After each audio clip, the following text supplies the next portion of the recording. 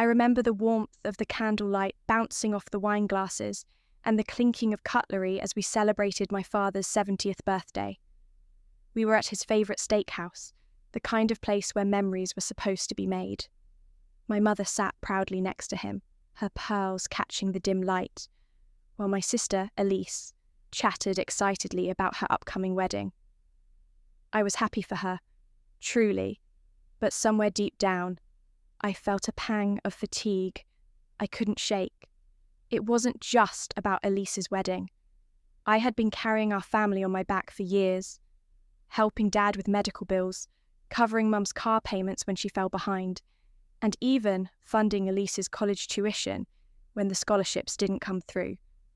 I never asked for thanks, but a little appreciation would have gone a long way. Midway through dinner, just as dessert arrived, my parents made an announcement that shook me to my core. They said, with bright smiles and expectant eyes, that I would be contributing to Elise's wedding fund. Not as a gesture, but as a decided fact.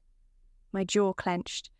There was no discussion, no asking, just a clear declaration that my savings, my future, were once again a resource for someone else's dream. I tried to smile, swallowing the lump forming in my throat. I wanted to be the supportive sister, the good daughter, the dependable one. But something inside me cracked that night. I was tired, so damn tired of being the invisible backbone of this family, always expected to give without ever receiving. The night ended like any other family gathering. Hugs, kisses, promises to keep in touch. But I drove home with a heavy heart and a storm brewing in my chest. I had no idea just how far this betrayal would go, or how much I would have to fight to reclaim my life. Growing up, I was the reliable one, the planner, the fixer, the one who held everything together. My name is Rachel, and I've been the emotional and financial glue for my family for as long as I can remember. At first it felt good, like I mattered. But over time, that sense of importance turned into a quiet resentment. When Elise wanted to study abroad and my parents couldn't afford it, I stepped in. When Dad's business hit a rough patch, I took on extra shifts to make sure he didn't lose the house. I told myself it was just temporary, that things would get better. But they didn't. And no one even noticed the cost I was paying. My parents always treated my sacrifices as expected. Elise? She never even said thank you.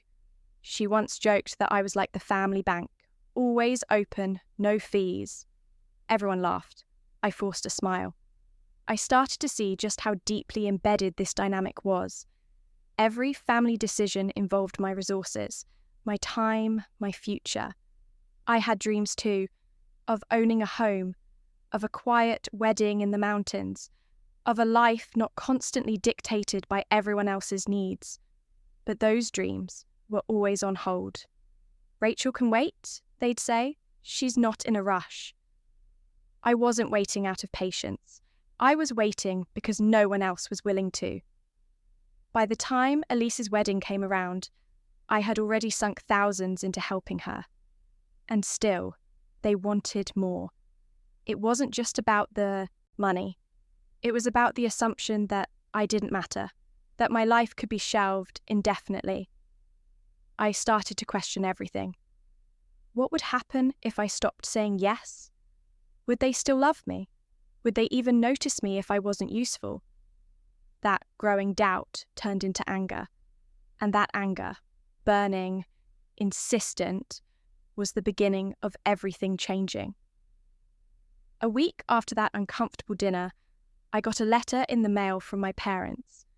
It was written formally, as if from some accountant or attorney, but it was clearly from them. It said they had decided to reallocate $25,000 from my wedding fund to help cover Elise's wedding expenses.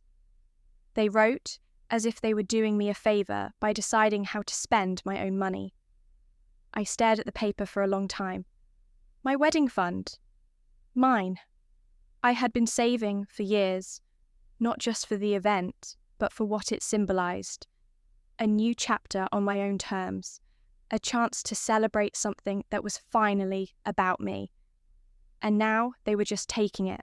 No conversation, no permission. Shock turned into hurt. Hurt turned into rage. They hadn't asked because they didn't think they needed to. I wasn't a daughter to them. I was a safety net. I called my financial advisor to double-check. The account is solely in your name, she confirmed. No one else has access. That gave me clarity. I didn't owe anyone anything, especially not people who saw my kindness as a resource to be mined. I was done. The next morning, I took action. I moved the wedding fund into a high-security savings account and changed the passwords on everything. I wrote a single email to my parents. I've decided not to contribute to Elise's wedding. Please don't ask again. It wasn't easy.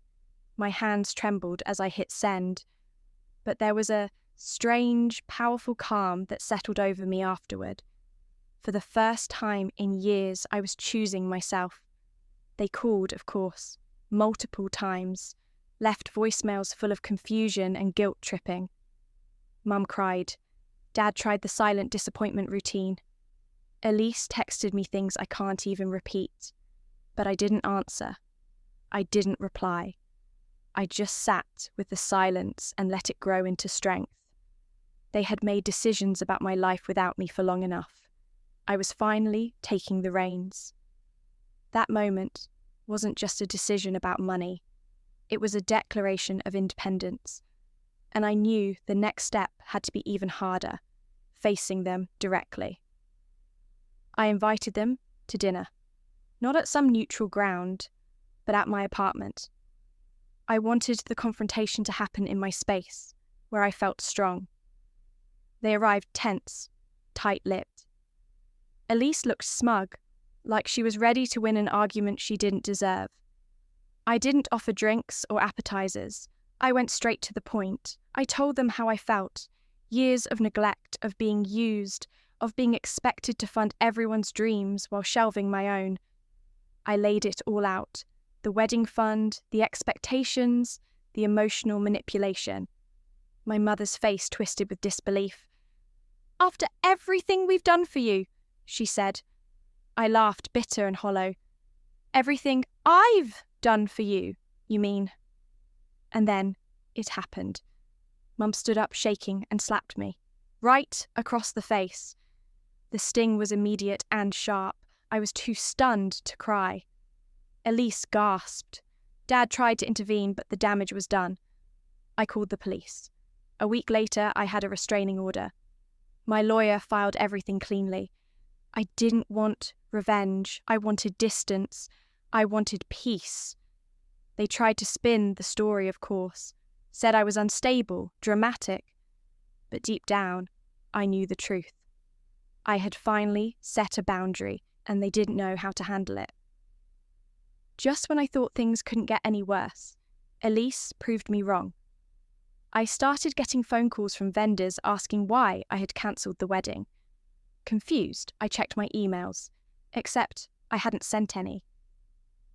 Turned out, Elise had created a fake email address, one that looked almost identical to mine, and started contacting caterers, photographers, even the venue I had reserved, cancelling everything. Her emails were cruel imitations of my voice, saying the wedding was off because Nate had left me. Then Nate got an anonymous message. It included doctored photos, me with some stranger, clearly fake, but meant to look like I had been cheating. The message claimed I was unstable, manipulative, and that he needed to get out before I ruined his life. For a moment, he wavered. I saw it in his eyes. The doubt, the fear that maybe it was all true. I had to fight, not just for my reputation, but for our relationship. We sat down and I showed him everything. Emails, screenshots, the timeline. I cried in a way I hadn't in years, raw and broken. To his credit, Nate believed me. He held my hand and said, "We're going to get through this. Together." Still, the damage had been done. Elise had tried to destroy the one thing I had built outside of my family, the love and safety I'd found with Nate. That kind of betrayal doesn't get forgotten. We considered pressing charges, but decided against it. I wanted distance, not drama. But we made sure Elise was blocked, legally warned, and completely removed from our lives. She had shown me who she truly was. And I believed her. Despite everything, Nate and I got married. We chose a quiet ceremony in a botanical garden just outside the city. Only our closest friends were there, people who knew the whole story, people who chose to love and support us without expectations or conditions. I wore a simple gown. Nate wore a soft blue suit. There were tears, laughter, promises whispered under willow trees. As I stood there holding his hands, I felt a peace I hadn't known in years. The chaos, the drama, the betrayal, they were behind me. I was standing on a foundation I had built for myself, brick by painful brick. We danced under fairy lights and toasted with champagne. My old life felt like a dream, distant and blurry. That night, as we left hand in hand, I knew the chapter had closed. Today, I live in a space of peace and strength, the kind that comes from fighting for yourself when no one else will. I have learned to set boundaries, to say no without guilt, to recognize manipulation when I see it. And most of all, I've learned that my dreams matter. I still talk to my father occasionally. Quiet, strained conversations. My mother is absent, by court order and by choice. Elise? She's a memory now when I no longer carry. Nate and I travel. We garden. We talk late into the night about books and life and dreams. He sees me, really sees me. And finally, I see myself too. I'm not invisible. I never was. I was just surrounded by people who refused to look. But now, I stand in my light. Fully, freely, and without apology.